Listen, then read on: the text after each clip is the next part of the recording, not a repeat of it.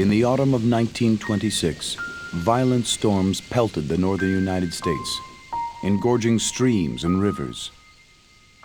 The arteries drained south, funneling the waters of a continent into the Mississippi. By March 1927, huge swells reached the top of the delta. Greenville was only 100 miles downriver.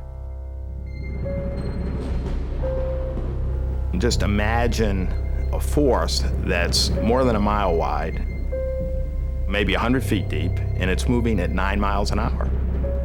Think of what's behind that. Clearly, it's something to be feared. I mean, it's the greatest geological force in the United States. It was a force the Army Corps of Engineers thought it could control.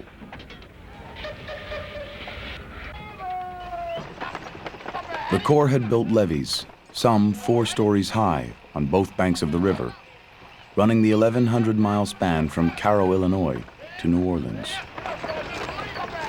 If you looked at these levees at low water, they look like great impregnable fortresses. In 1926, for the first time in the official report of the Army engineers, they say that they are now in a position to prevent the damaging impact of floods on the lower Mississippi Valley. Classic hubris.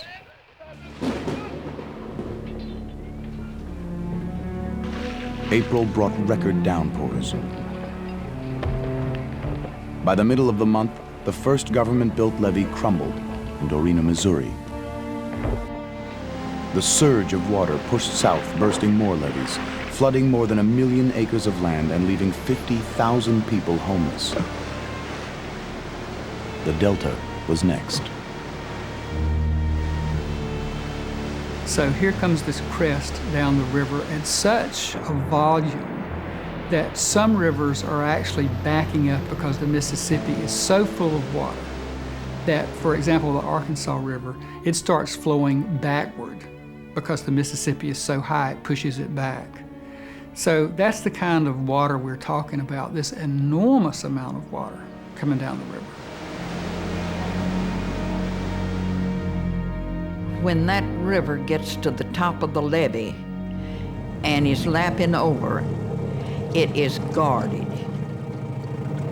Arkansas people guard the levee against Mississippi people. Mississippi people guard the levee against the Arkansas people. Afraid somebody will blow the levee and turn the water loose on the other side. If I blow your side of the levee, you're going to get washed off the face of the earth, and I'm going to stay dry. Because the water didn't come my way, it went your way. The wall of water kept pushing south. Levees began to collapse along the Arkansas River. It was already the worst flood on record, and it was aiming all its force at Greenville. It all began when a freakish weather pattern over the Midwest produced an unusually wet summer. Meteorologist Paul Douglas. To be honest, meteorologists were baffled. We were perplexed with this situation. During a typical year, the jet stream is constantly on the move. The jet stream is a high-speed river of air, the superhighway for storms. It's always in motion. And so you may get flooding for a week or two, but then the jet stream shifts and a drier pattern moves in. During 1993, we had a major shift in the pattern. For some strange reason, we had a giant blocking high-pressure system over the southeast, a heat pump high. And this roadblock in the atmosphere forced the jet stream to take a more or less continuous detour across the Midwest. That produced wave after wave of storms. Now, this is a three-dimensional representation of what the storms look like.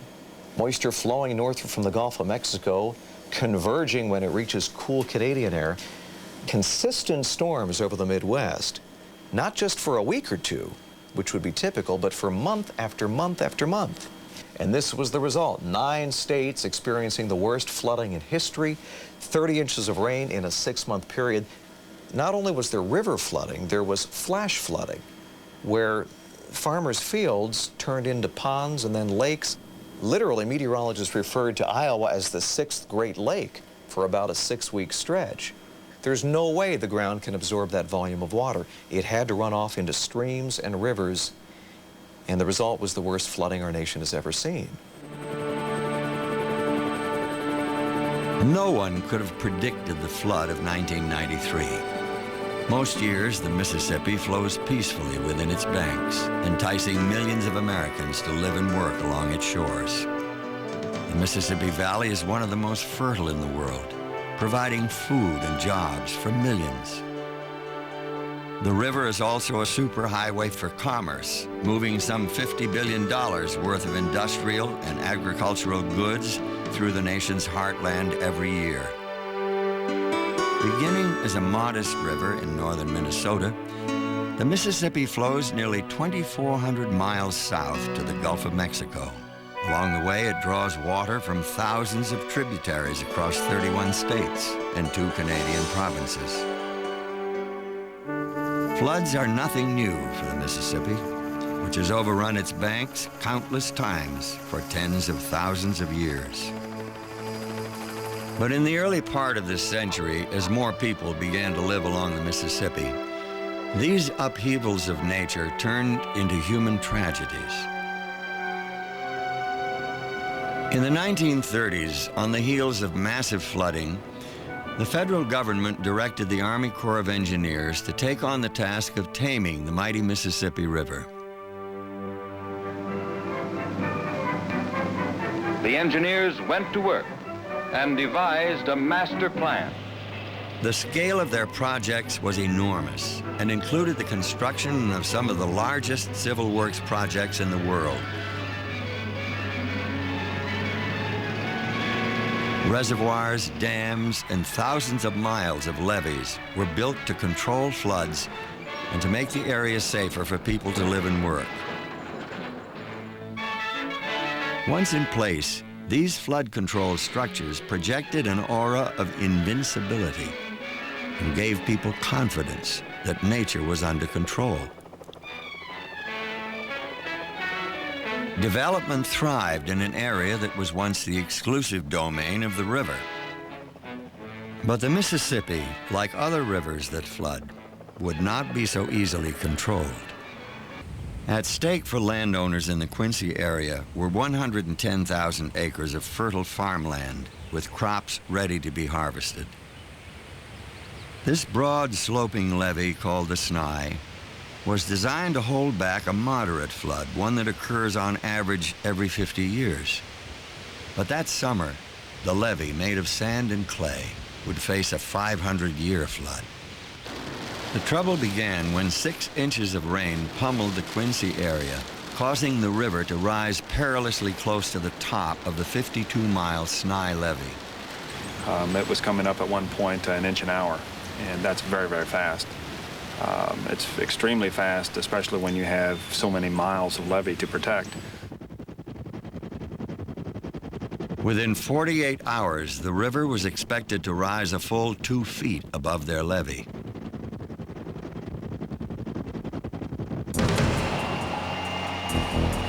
The community now faced the Herculean task of raising the levee an additional 3 to 4 feet along most of its 52-mile length.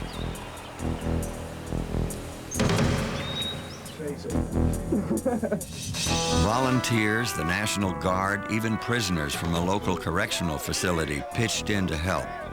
We are boot camp! We are boot camp! We are boot camp! A flood fight isn't merely a battle of height, but a battle of time, since a waterlogged levee becomes vulnerable to collapse. As the river rises, it bears down on the walls with the force of hundreds of pounds per square foot. Inevitably, the water will find its way through any weak spot. At the base of the levee, the full weight of the water makes the pressure even greater. Water seeping through the ground below poses a threat to the entire structure. You feel that the levees are these, these immortal structures, that they won't fail. And the thought of them failing was very far beyond my imagination. But every levee in the Quincy area did fail, except the Snai. Hundreds of thousands of acres were flooded, and the river continued to rise. Historically, when a levee would break, you could go home. I mean, it was the end of the flood. But in 1993, it just didn't make any difference at all. You knew the water was coming back up. On July 25th, the levee collapsed after defying the river for nearly a month. More than 55,000 acres were inundated, wiping out the season's crop in one of the largest agricultural losses of the flood. It was very depressing because the Snai had held out the longest of any of them, and you really, if we had made it one more week, I think we would have been out of hot water. A friend of mine called and I said, "Do you know where it broke?" And he said, "Yes, it broke at the barn." And so I knew then that it had broken right on top of our farm, and I just remember, I mean, I just burst into tears. To be honest with you, it sounds funny, but I was almost a little bit relieved. I knew we were going to go through, you know, quite a ride because the river did break on our farm. But it was almost a relief at that point. It wasn't really depressing, I don't think, until the water went down and we saw the sand, you know, just nothing but sand, just for acres and acres and acres. I mean, that was tough. Nearly 1 million tons of sand from the broken levee were dumped on their farm. Although their home was safely located up on the bluffs, Lynn and Alec lost over 140 acres of prime farmland. And this was just the beginning.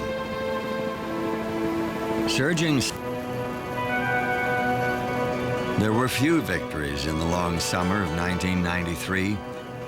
At the peak of the flood, an area the size of Indiana had been inundated. Although most federally constructed levees stood up well, the majority of privately built levees succumbed. Overall, the Army Corps of Engineers viewed the 1993 flood as an engineering success. It's not surprising that most of those levees were overtopped and filled up because they simply weren't designed for that kind of flood. All of the levees that were designed for a flood like 1993 did their job just as we expected them to do and prevented literally billions of dollars in flood damages.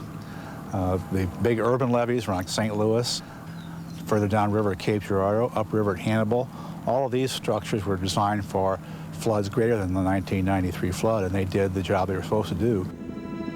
But it was the less populated areas, unable to afford such costly protection, that suffered the greatest losses. Valmeyer was one of those communities.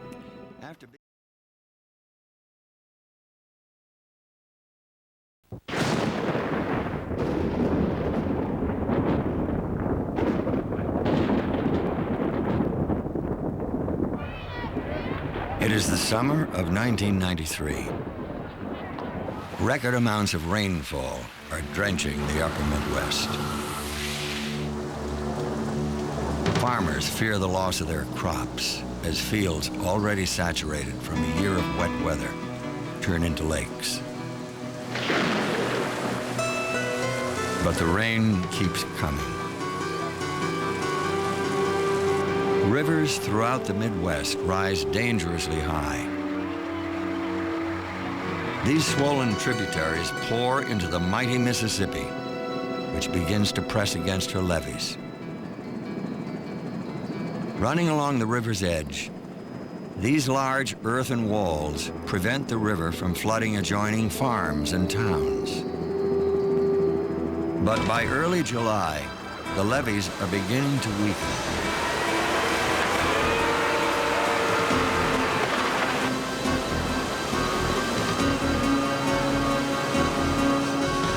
Evacuation orders are issued while there is still time to escape. Unfolding in slow motion, a flood is unlike any other natural disaster. Earthquake, boom, sudden impact. Flood, a leisurely disaster. the river's caretakers, the Army Corps of Engineers, are thrust into a state of emergency. I hear they got 2 to 3 million out there at Camp Dodge. Get rid of some of that water. Yes, sir.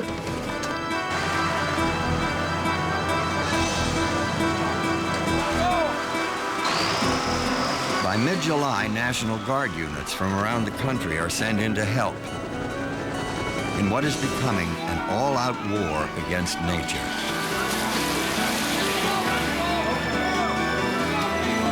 It just became like a monster that you couldn't catch up to. It was like trying to grab the wind. I mean, every day they changed the rules on us, and we could never catch up to it. It just kept coming. By August 1st, the river appears unstoppable.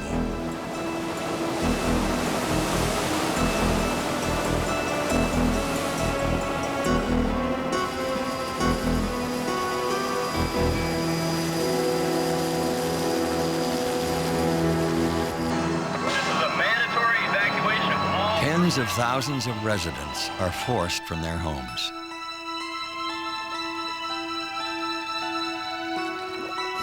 Livestock scramble for high ground, and some people narrowly escape with their lives. Uprooting entire communities, destroying property, disrupting life over a 9-state area. This was the most costly flood in U.S. recorded history.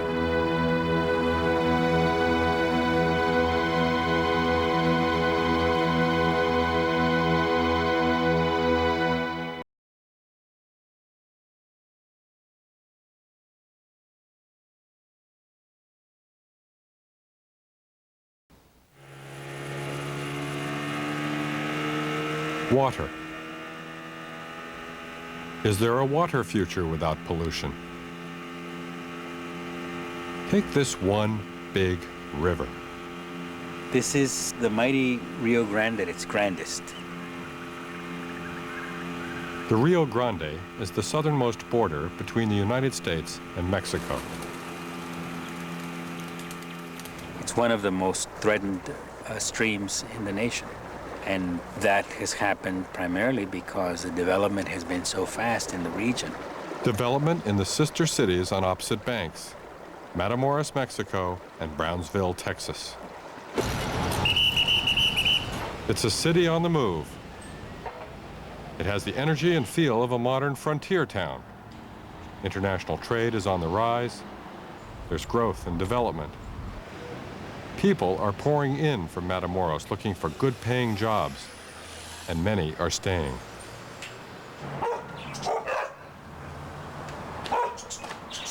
Over 250,000 people have ended up living in these makeshift developments called colonias, unregulated areas with no electricity, sewers, or water. These homes need to be hooked up soon, but this rapid growth is straining the city's budget, infrastructure, and resources, and especially water. Less than 1% of the planet's water is fresh. That's not very much. And Brownsville is suffering through a 10-year drought. With so many people and industries depending on the Rio Grande for their health and well-being, there's a real concern here about the quality of the water. The city, like many others, draws its drinking water right from the river. But so do hundreds of towns, factories, and farms upstream. By the time it gets here, to Brownsville, it's a regular witch's brew. Metals, heavy metals, it would mean chemicals, it would mean PCBs, it would mean chlordane, agricultural chemicals, it would mean arsenic. I know what is in the river. There's dead bodies. We have people that use the restroom. We have sewages that just pour out into the river. Why would I want to drink that water? Lisa Gomez, lifestyle editor for the Brownsville Herald, mother of 3, won't drink the water. She won't let her kids drink it either. Something tells me it's not safe. It's not good enough for my kids. Look, agua.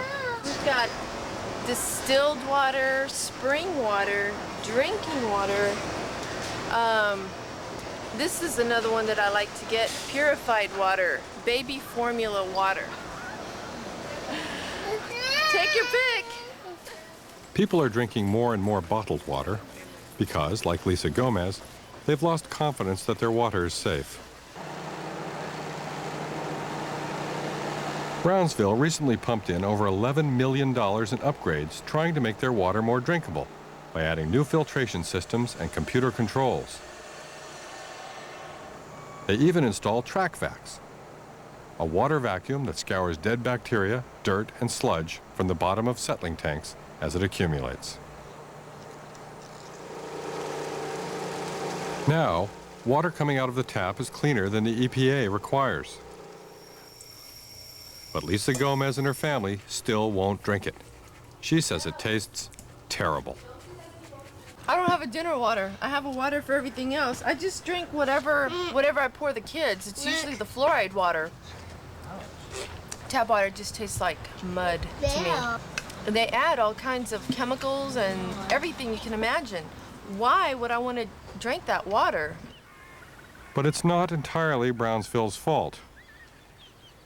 If the countless industries and municipalities lining the river released clean water, then the job of producing tasty drinking water would be a lot easier. Because whatever impurities are put into the water upstream have to be taken out downstream.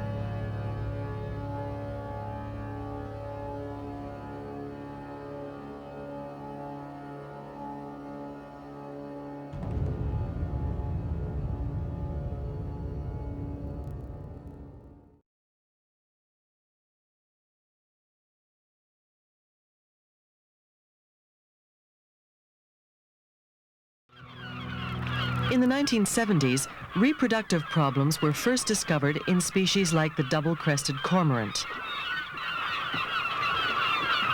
Since then, 15 other species have been found with reproductive problems that are associated with toxic chemicals. The list of effects is stunning: eggshell thinning, cleft palates, club feet, and crossed bills. A lot of animals use the Great Lakes for reproducing. And unfortunately, we know now that most of the animals that come there to reproduce are new animals every year. They're not successful when they come to the Great Lakes to reproduce. The osprey is a prime example.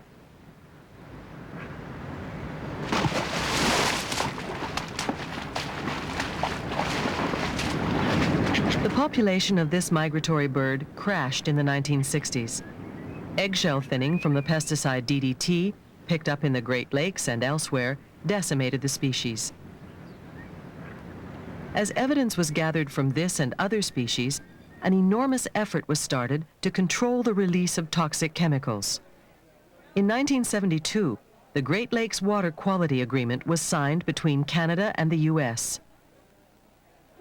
In recent years, as we know, the quality of the Great Lakes water has been declining, with ominous implications for 30 million Americans and 7 million Canadians who live near their shores.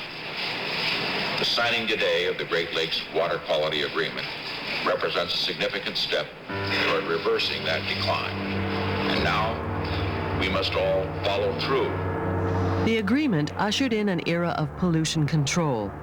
End-of-the-pipe measures were installed by many industries, and the use of chemicals like DDT and PCBs was severely restricted.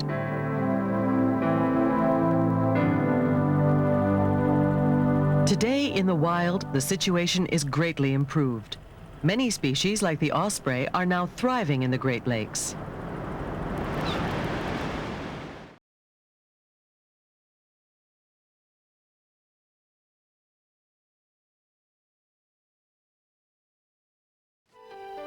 Even the nation's capital isn't immune. Unboiled water, unbottled water, D.C. finest tapped water. Thank you.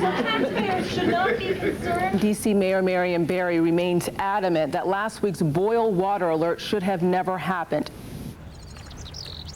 Just like the people in Brownsville, Washington, D.C. residents get their drinking water from the river. The process to clean it up is pretty straightforward.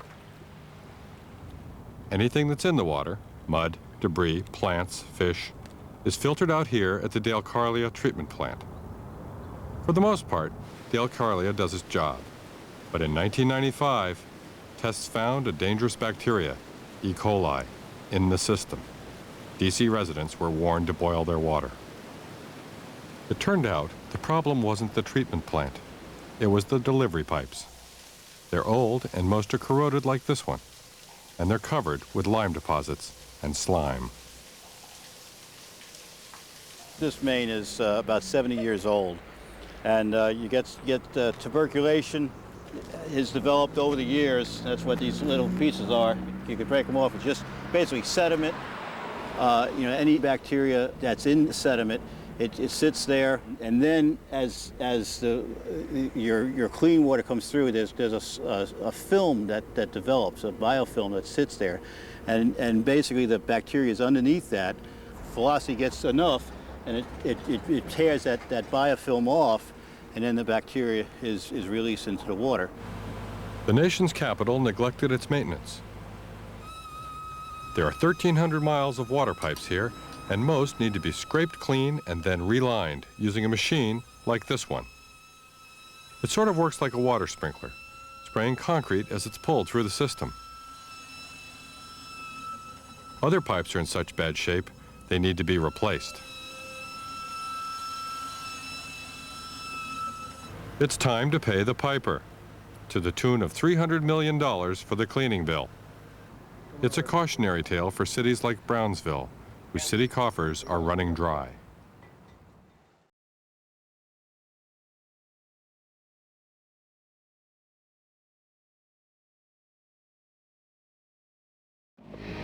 Brazil's Indian populations say the mining operations have led to health problems, from an increase in infectious diseases to illnesses from environmental damage. Here in the Tapajos River, makeshift boats scour the riverbed, searching for traces of gold in the silt. But what they do next is illegal in Brazil. Some prospectors add mercury to the sludge to attract gold to the surface of the liquid metal. For every 100 units of mercury used in this process, only 1 unit of gold is recovered. The residue is emptied back into the river, where the mercury enters the food chain.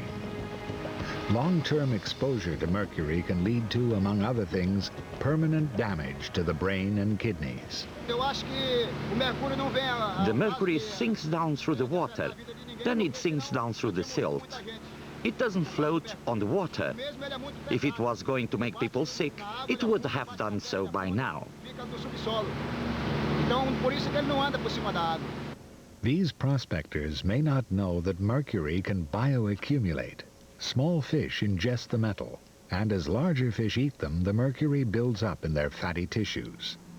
The situation has been monitored at Brazil's Chagas Institute since 1992. Scientists studied more than 6,000 samples of fish, human blood, and hair, and found that more than half contained double the mercury levels in a healthy Brazilian. The problem is very serious.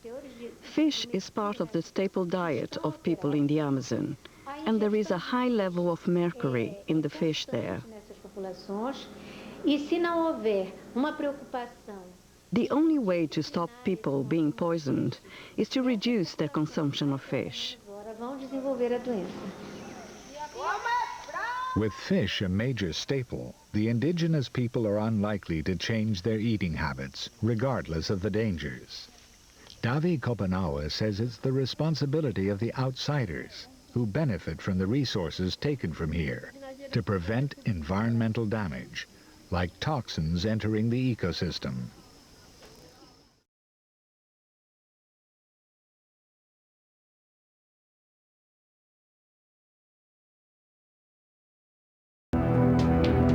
Still further upstream from Akwesasne is the gigantic Alcoa aluminum plant. This is the oldest aluminum plant in North America. For 40 years, PCBs were used in machinery and hydraulic equipment here as a fire retardant.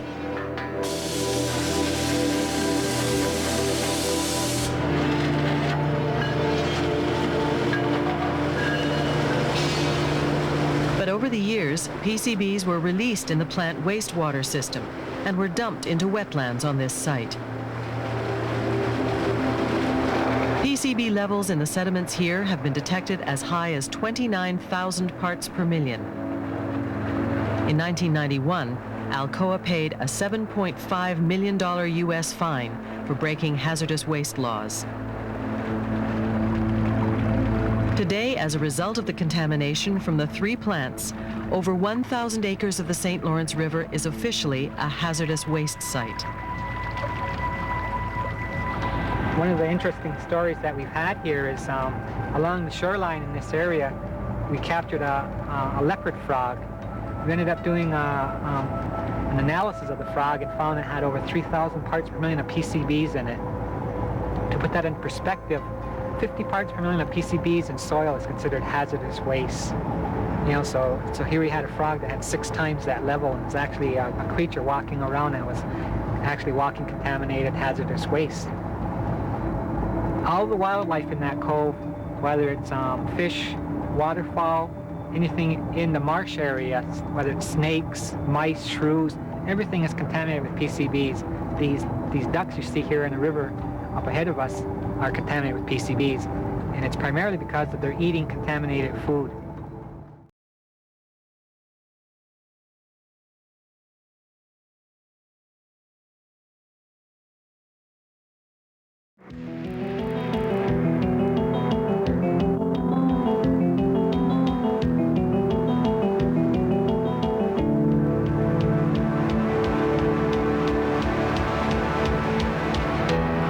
Environmental toxicologists Mark McMaster and Kelly Munkittrick.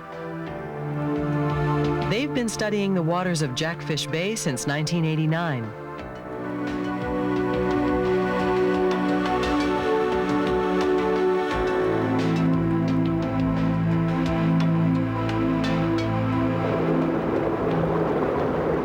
They are examining the effect of the wastewater from a pulp and paper mill on the fish species of the bay. This is the mouth of Blackbird Creek, where the effluent from the mill is coming out into Lake Superior. The foam barriers up there prevent the foam from coming out into the lake. And we can see, if we look at the water here, that even though the mill is not discharging right now, it's still quite coffee colored. Come on, Bugler. Where are you? Bugler! I knew I felt one coming. Oh no, yeah, it is. Whitey. These scientists are examining reproductive changes in the white sucker. It's a male or female? Tough call.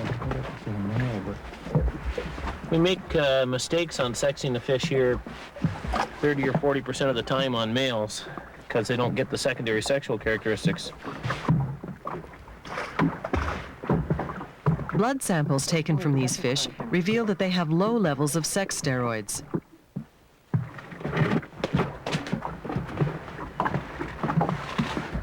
As a result, the male fish are feminized. The males develop secondary sexual characteristics, usually on their anal fin here. This looks like a male. The secondary sexual characteristics are bumps. And because their steroid levels are lower, they can't develop those secondary sexual characteristics.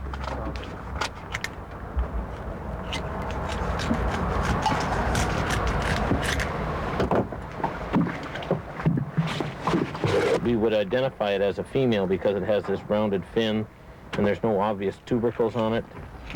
But when we opened it up, it is in fact a male fish, and that's again because they have low levels of steroids and they're not developing the appropriate secondary sexual characteristics. And the low levels of steroids are being caused by some chemical that's coming out in the effluent. We don't think that it's one of the ones that are routinely measured. It's not one of the traditional chemicals, and so to try and find a new class of chemicals is like trying to find a needle in a haystack.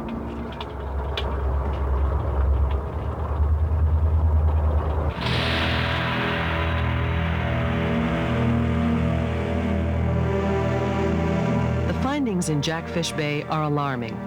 Some chemical in the pulp effluent is disrupting the sexual development of the bay's fish.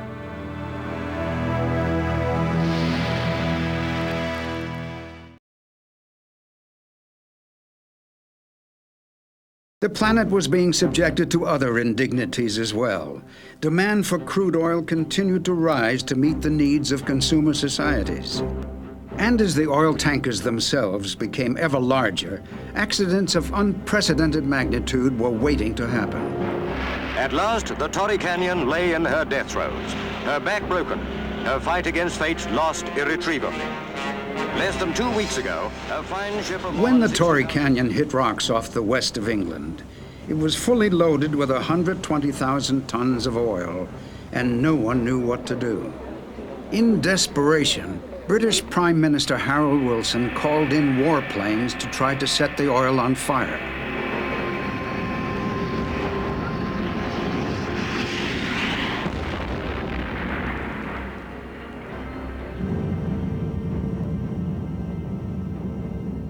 As we crossed the Scottish border, looking up ahead of us, we could see a large black cloud going up to at least 30,000 feet. And as we got closer, we actually realized that this cloud was the smoke from the burning Torrey Canyon. We were circling the tanker at about 5,000 feet and then would go down into a dive for a dive bombing attack. As soon as you had released the bombs, you pulled away very steeply, and I can clearly see in my mind today the sight of my bombs hitting the tanker, the side of the tanker opening out and the deck peeling back, and then a huge gout of smoke and very red flame leaping out probably 1,000 feet into the air. The bombing was spectacular, but futile. Most of the Torrey Canyon's oil had already escaped. When the thick oil slopped ashore, the authorities were ill-prepared. Television showed scenes that would become all too familiar in the years ahead.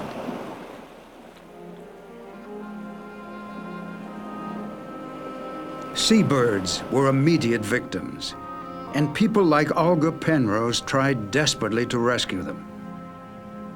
During the Torrey Canyon episode, there were birds brought in where, when you looked in the box, it was a ball of tar and a beak sticking through, and you literally had to scrape this ball of tar until you got to the actual bird, and that was really horrific. It was very sad, and you know that the oil is burning the bird, so you try to get it off as quickly as possible. It did make you feel so inadequate and very angry, you know, to think that man had done this and we couldn't do anything to save them.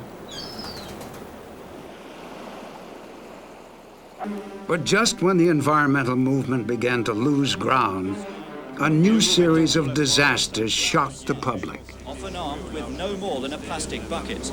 The stench of the oil is everywhere. Devastating accidents occurred all over the world on a horrifying new scale. The Amoco Cadiz was twice as large as the Torrey Canyon. When the supertanker ran aground, the oil spread over hundreds of miles of French fishing waters. People outside of the nearest tunnel that we are most affected by pollution.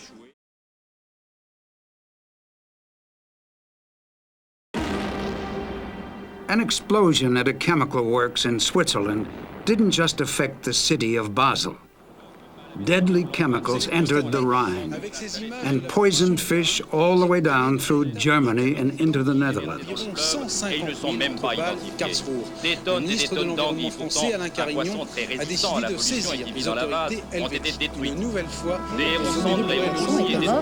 Eh bien, une nouvelle pollution s'est produite la nuit dernière. Une vanne mal fermée a laissé s'échapper du mercure. Une fois de plus, le Rhin est devenu un danger pour sa faune et pour ses riverains.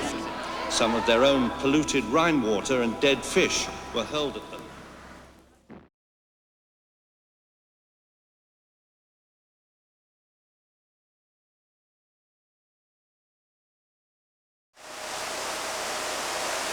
Most cities clean up their sewage like this, in big, smelly tanks. Burlington, Vermont, a city of 130,000, the state's largest. An economic and cultural hub on the shores of Lake Champlain. Because so much of their identity is tied to the lake, extra care is taken not to pollute it. The city's brand new $18 million sewage treatment plant is located right on the shore. If you think of it, a conventional waste treatment plant is usually down on the wrong side of the tracks, as far away from neighbors as possible, usually next to some major body of water, and it's massive. And the impact on the river, lake, or oceans is also massive. Some cities are beginning to think it would be better to move the treatment closer to the source of the sewage. But most people don't want sewage in the middle of their neighborhood, unless perhaps it looked like this. The beauty of it is that it doesn't stink and it's pretty. This is what the next generation of treatment plants might look like. Sewage you can be proud of.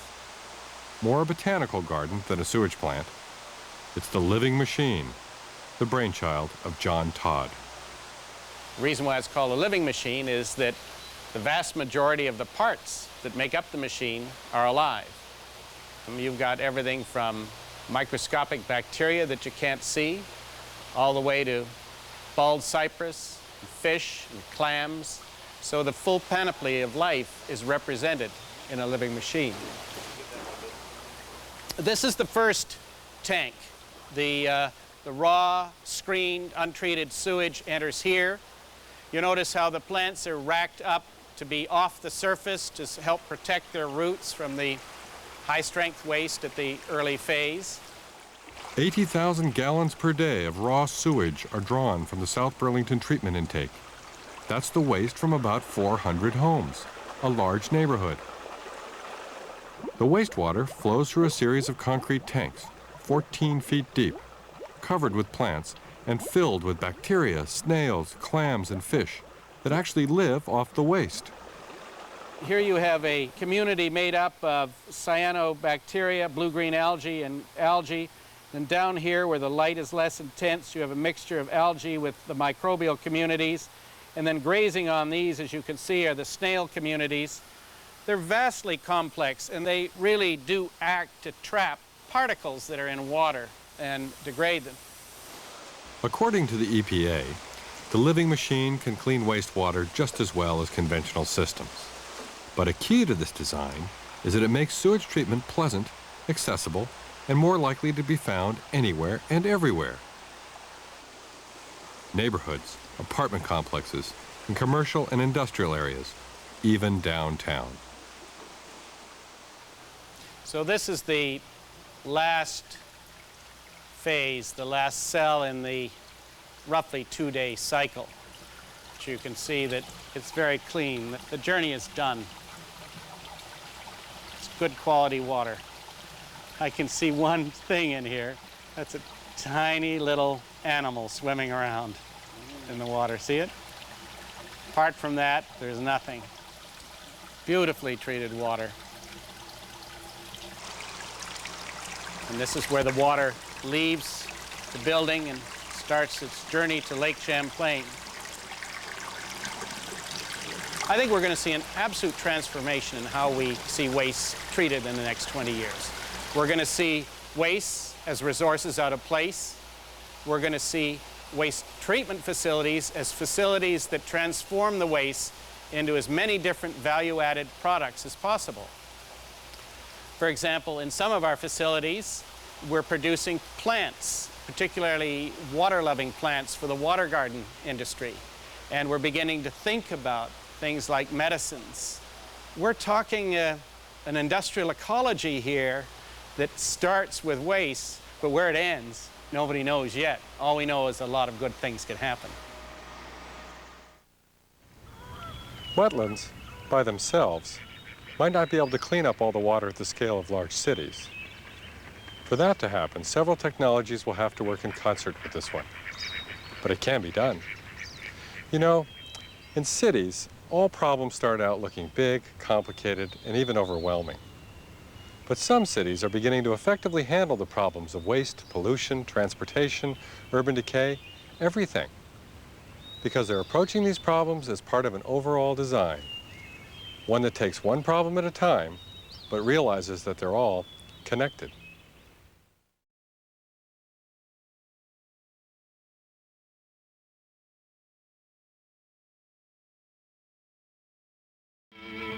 You may be curious about what Les does with all his honey. I know I was.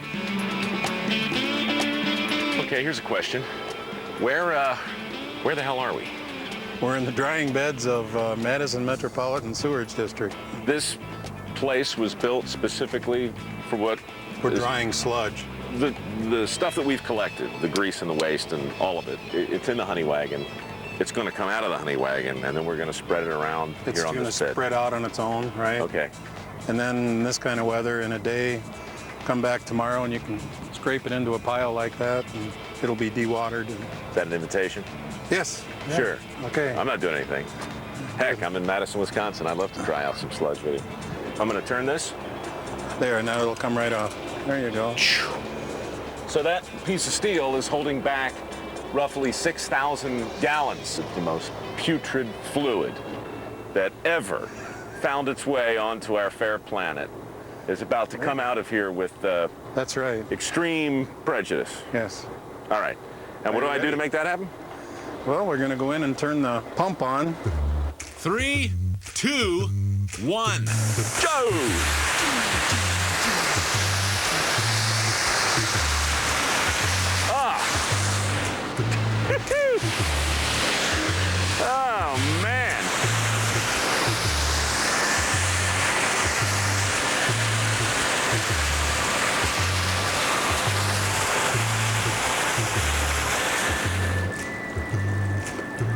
good to the last drop.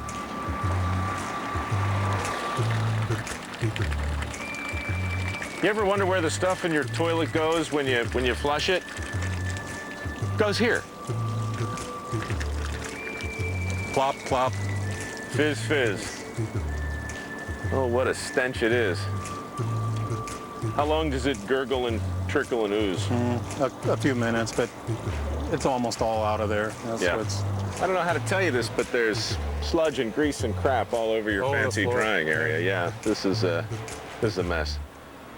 This chunky sewage soup will be left out to bake beneath the Wisconsin summer sun. Once dried, it's scooped up and hauled off to the local landfill. There, it's mixed in with other byproducts of modern life and buried forever. But that's a whole nother dirty job.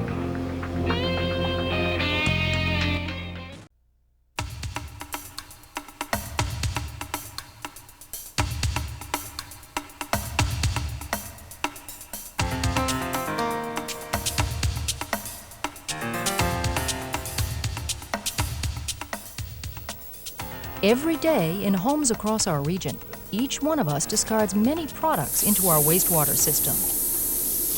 We bathe, we flush, and we use our drains without a thought about what happens after those drains are cleared. Wastewater, also called sewage, is simply used water plus any wastes we add to it. It leaves the homes of more than 2 million people and 5,000 businesses in our area and is collected into sewer pipes. The sewer system moves the flow by both pumps and gravity to the MWRA wastewater treatment plants on Deer Island and Nut Island in Boston Harbor. Here, the solids are separated from the wastewater. The solids, or sludge, are treated in a process called digestion. Just like a stomach digests food, tiny microbes eat and digest the sludge. The remaining water, or effluent, is disinfected and discharged. Historically, the digested sludge was pumped directly into Boston Harbor, where it coated the bottom sediments and disrupted the ecosystem. That practice was stopped in December 1991, enabling the harbor to begin to heal itself. Now the sludge is pumped from the Deer Island and Nut Island plants onto specially designed barges that travel across Boston Harbor to the MWRA sludge processing plant at the Fore River staging area. These barges are double-hulled, odor-controlled, and heated. This trip is now the closest that sludge ever gets to Boston Harbor. As we tour this plant, designed and operated by the New England Fertilizer Company, you will see how our everyday waste is converted to a useful product. First, the digested sludge, which at this point is 97% water, is pumped from a barge into one of 4 1-million-gallon storage tanks. Metered pumps at the back of the storage tank room move the sludge into the processing area of the plant.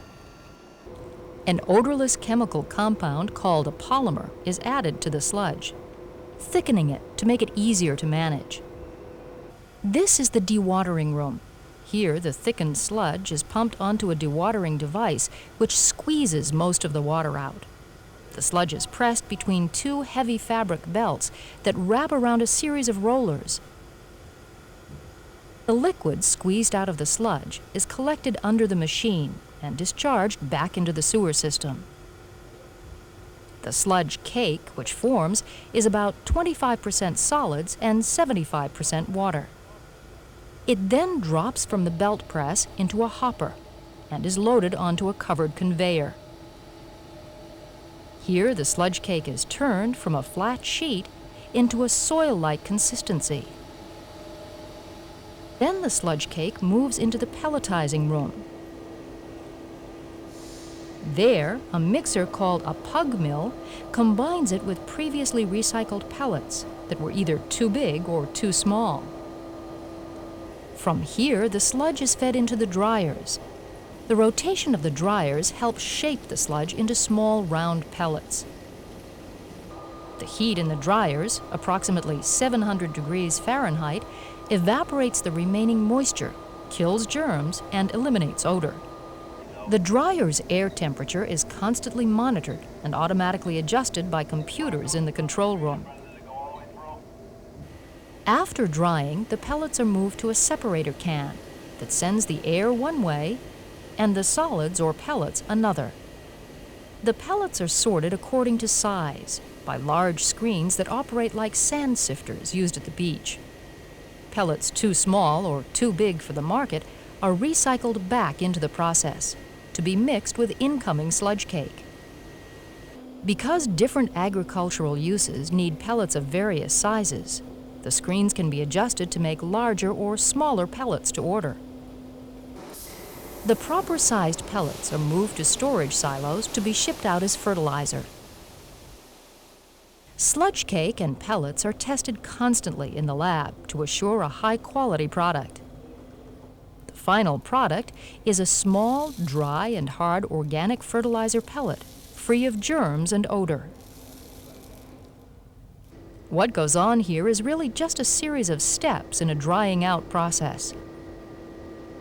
From the time the liquid sludge enters the storage tanks to the moment the fertilizer pellets leave the dryers, every procedure works to reduce water and eliminate germs. The pellets contain the same nutrients and organic material as the liquid sludge, but in a much more compact form. As the sludge is processed, odor control receives special attention. The air in the building doesn't smell like a rose garden, but it doesn't smell bad either. More importantly, there's no odor outside the building. This is because air pressure inside the building is kept lower than the outside air pressure. So air can enter the plant, but no air can escape before being treated. All of the building's air is drawn into cyclone separators that remove dust. The air then moves into an afterburner, which heats it to 1,500 degrees Fahrenheit. The high temperature destroys any odor-causing substances in the air before releasing it to the atmosphere through a 213-foot-high stack. The MWRA hired a private firm, the New England Fertilizer Company, or NEFCO, to transport the liquid sludge, operate the processing plant, and market the fertilizer. NEFCO sells most of the pellets to agricultural fertilizer blenders, who use them as an ingredient in their fertilizer products. This whole process of making useful fertilizer pellets from sewage sludge is recycling on a huge scale. What we put down our drains makes a big difference in the quality of the treated wastewater released to the ocean and the sludge sent to the processing plant. So the next time you turn on the faucet or flush the toilet, remember that you are beginning a recycling process. By making the right choices, we protect our environment. Sludge, which was once discharged into Boston Harbor, is now recycled into a valuable fertilizer.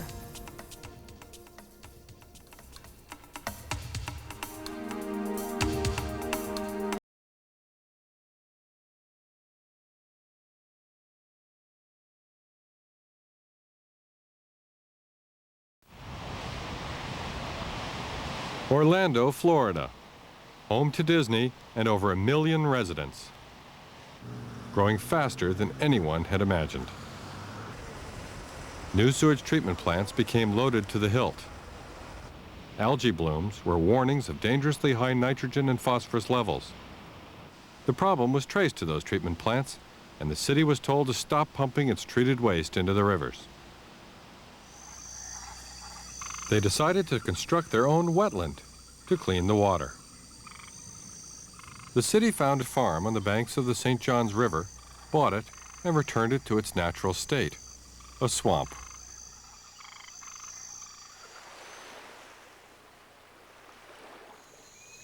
This is the deep marsh area. Troublesome nitrogen and phosphorus are removed and stored by cattails and bulrushes. And there are hundreds of other species of plant here to help clean up the water. Diversity rules. Not only does the Orlando system work beyond expectations, it actually attracts more wildlife than surrounding natural wetlands. Over 145 species of bird live here, 10 are on endangered lists, including the Everglade kite. The Everglade snail kite is now inhabiting and nesting on the site. The Everglade snail kite feeds primarily on apple snails. Apple snails are a very important part of the ecosystem here at the wetlands. They're only found in very clean waters. As a matter of fact, regulators often use them as an indicator organism to see if water quality is meeting state standards. Incredibly, the wetland will attract another species too, humans. The city has plans to open the area to camping, campers who will quickly forget they're in a sewage treatment marsh. Constructed wetlands like this work, but you need lots of land. But what if you can't find it or afford it?